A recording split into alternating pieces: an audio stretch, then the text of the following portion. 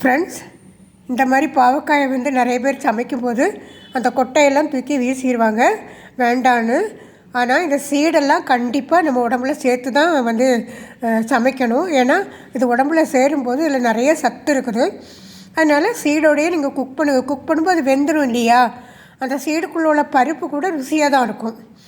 அதை சாப்பிட்டு பார்த்தா உங்களுக்கு தான் தெரியும் அந்த அந்த சீடில் கூட எவ்வளோ ருசி இருக்குதுன்னு.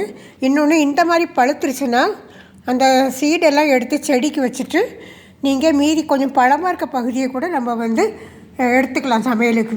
ஏன்னா கோவக்காய் பழமும் இந்த பாவக்காய் பழமும் இன்னும் சத்து ஜாஸ்தி இருக்கும். அது ருசி ரொம்ப பார்க்கக்கூடாது. சில விஷயங்களில் வந்து நமக்கு சத்து ரொம்ப முக்கியம். அதனால் இதையும் கட் பண்ணி பொரியல்லையோ குழம்புலையோ எதுலையாவது நம்ம வந்து சேர்த்துக்கலாம். சரிங்களா? தெரிஞ்ச டிப்ஸு, நல்ல டிப்ஸுன்னு நினைக்கிறேன். அதனால் உங்களோட ஷேர் பண்ணிக்கிறேன். Okay, thank you.